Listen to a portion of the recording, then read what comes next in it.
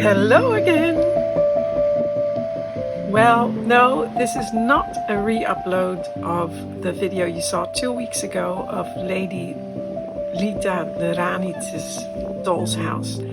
But it is a return to the same museum and the same exposition called Small, Smaller, Great.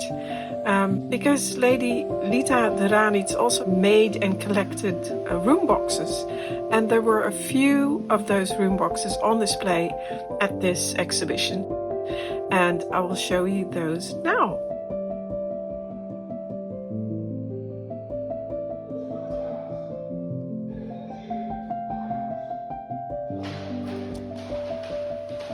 So this was the entrance to the exhibition room. There is the great doll's house of Lady Lita de Ranitz. And like I said in the previous video, I love that house. It's so beautiful. There she is. That's her portrait on the wall. And here on the left, there were some room boxes.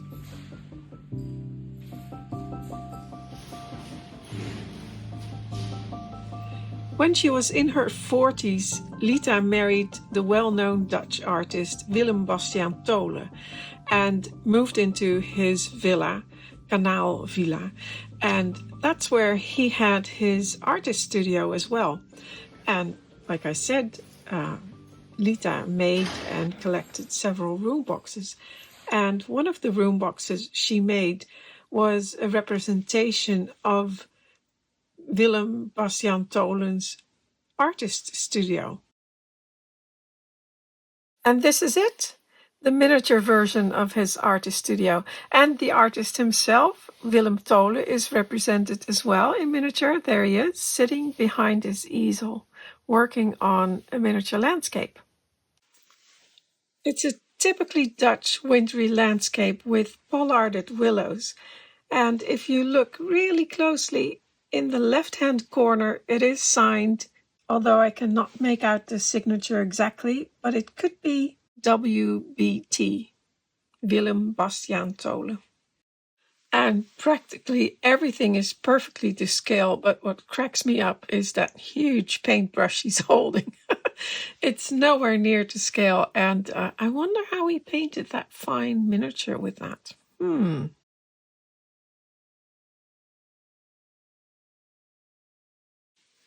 But to be fair, there are some smaller brushes in the pots in front of him on the carpet. And there are some other props that you might need when you're painting a portrait or some composition.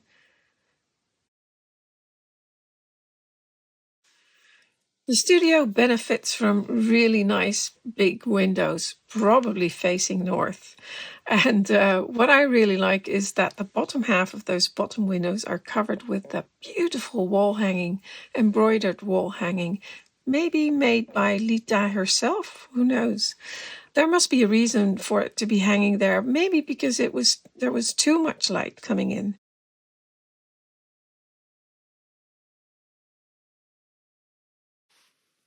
In the corner of the studio, there's a large wooden winding staircase leading up to a small attic.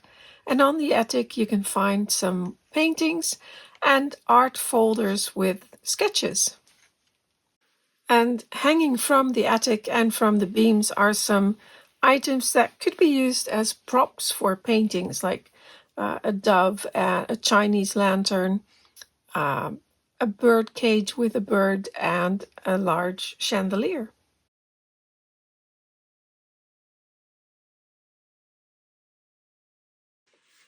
On the left side of the studio, there's a very large fireplace with a lit fire.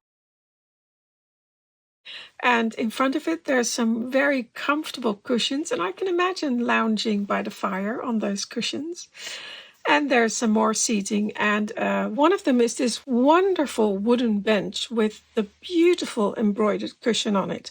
And that may have been embroidered by Lita herself or her sister, who was a very accomplished needlewoman and who made several of the embroidered pieces in her doll's house as well.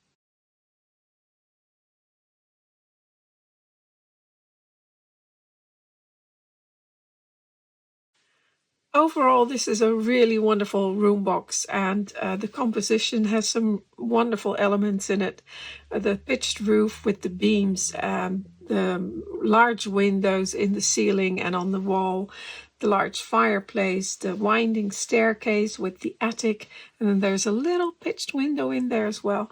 And then there's a door on the right as well. So all these elements make the room box very interesting. And of course, there's lots of details in there as well with the many miniatures. And of course, the story behind it is interesting. And I've seen it in magazines before I ever saw it in real life. And there were many miniaturists who actually copied this one and made a similar room box for themselves because it's just very interesting and appealing. I really like this room box.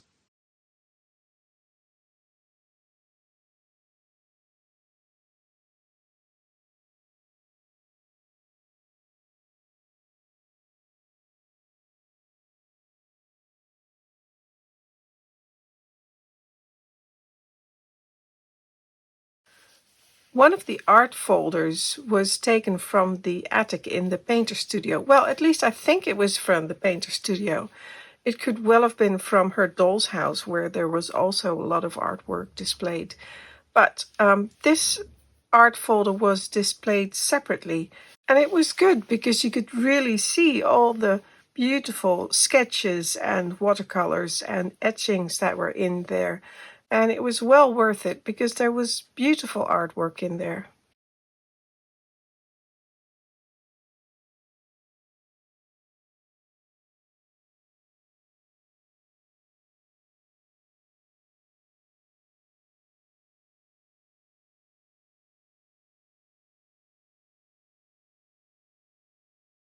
The next room box was this kitchen and sitting room. In the description, which was next to the doll's houses, or the room boxes, it said that this is a sitting room and a kitchen. And the nice thing about this doll's house is that it shows both the upstairs and the downstairs, but side by side. And here on the left, you can see the maid working in a simple kitchen, and the lady of the house is seated in the sitting room on the right.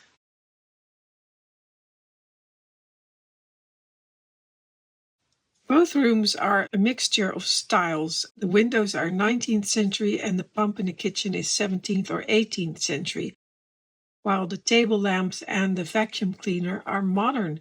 But I thought it was really nice because that's exactly, apart from the fact that the living room or the sitting room and the kitchen are next to each other, of course, that would never happen in a more affluent household or house.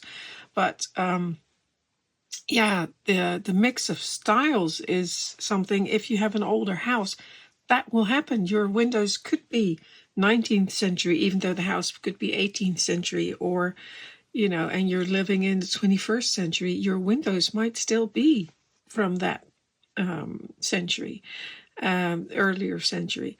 And of course, the same with the mirror on the the fireplaces usually are still in there.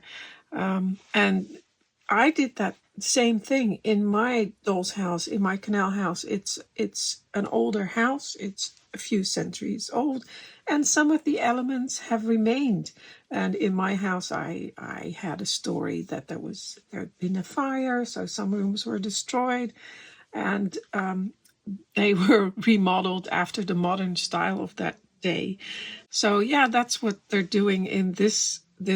Well, they say it's a doll's house. I would say it's a room box, but yeah, same thing here.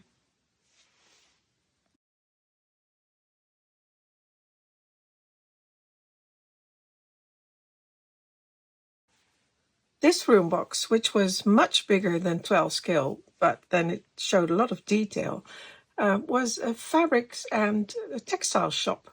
And I'm really sorry the quality is so bad, but the reflections in the glass from all sides made it very difficult to film in here.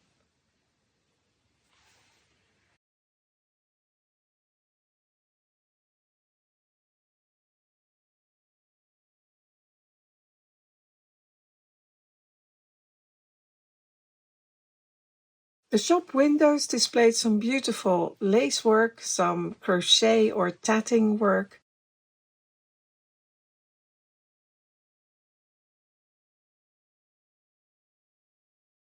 embroidered pieces, and some sewing accoutrements. And on the shelves in the shop, you could see bolts of fabric and what I think are tablecloths, maybe some bed linen, but really nice quality pieces. And in the cabinet behind the counter and on the counter itself were rolls of lace and some sewing accoutrements and sewing supplies.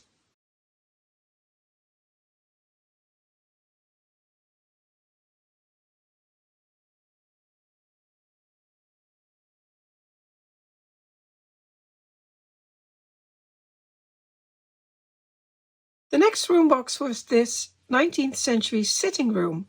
And I don't know if this room box is one that she made or collected, but I do think this room is somewhat lacking in composition, even though it's rich in details.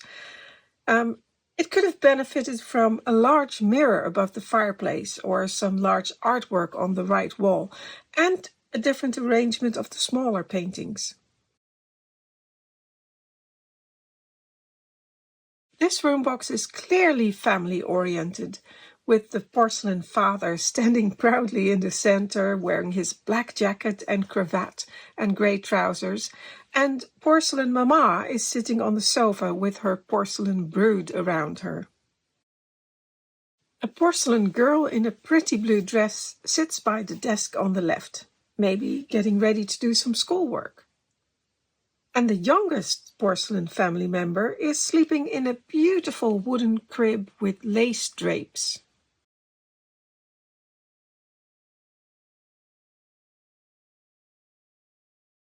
Porcelain's son is eyeing the food on the large dining table in the center.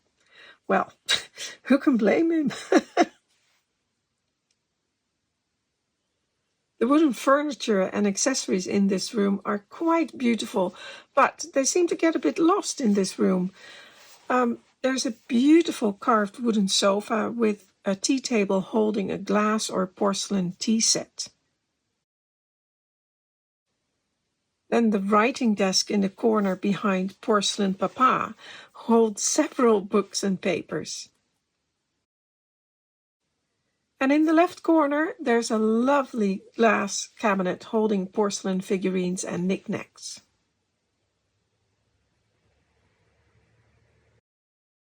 And of course, there's the beautiful cradle with, to its left, a little table holding flowers. And look at the carving on those legs.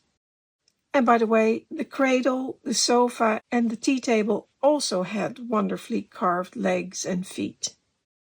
And lastly, there's the desk where the little porcelain girl is sitting, and it holds an array of flowers, knickknacks, and animal figurines.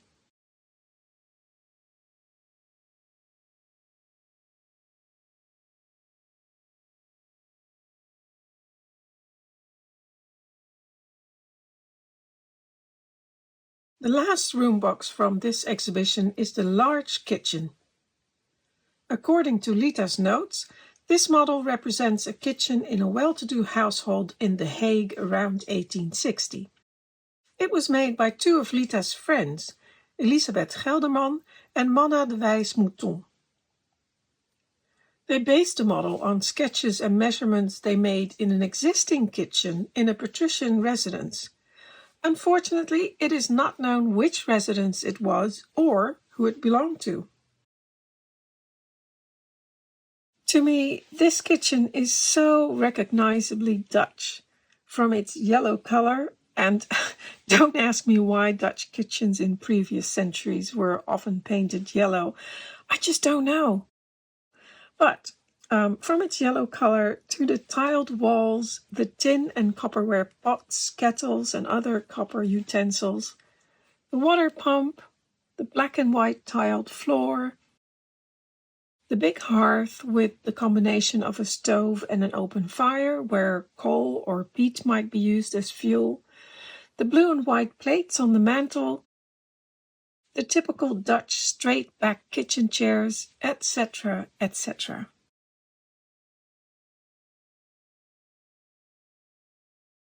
This room box has been well designed with many fun elements. On the right, there's a tiny courtyard with a bench, and the window provides a little peek into the pantry.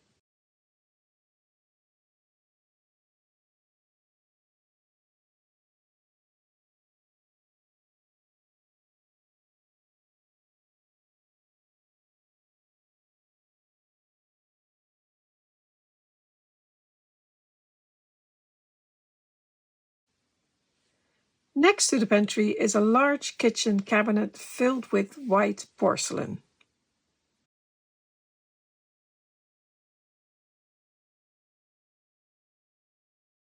And on top of the cabinet, some eggs and cheese under a glass dome are stored. To me, it seems like that's a warm spot, so that wouldn't be my choice for storing eggs and cheese, but opposite the kitchen cabinet is a smaller cabinet, which I think was used to store flour and potatoes.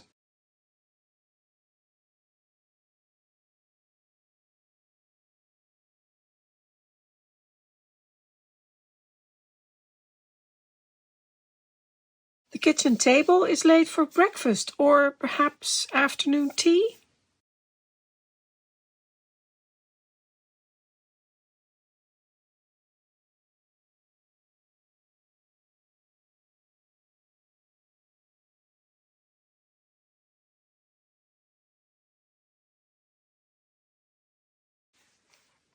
Some other Dutch items I spotted in this kitchen are the poffertjespan, which is a frying pan to make small round pancakes called poffertjes, the wooden shoes, another window sprayer, and little wooden stoves. And these stoves were used for warming your feet, or you could put them under the table so a bit of heat would radiate from them, which is very nice. I really like this room box. Now, Lita de Ranitz's room boxes and her doll's house are a testament to her passion for miniatures and her keen eye for detail. It showcases her personal taste and connections, but also provides a valuable insight into the interior design and lifestyle of affluent Dutch society in the 19th and early 20th centuries. The mix of styles, from Old Dutch to Japanese influences, and the inclusion of both antique and modern elements, make the room boxes and her doll's house a fascinating study in miniature art and historical representation.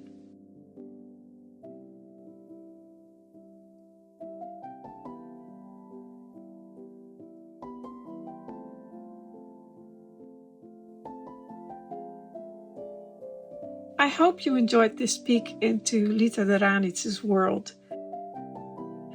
Thank you for watching. Until next time.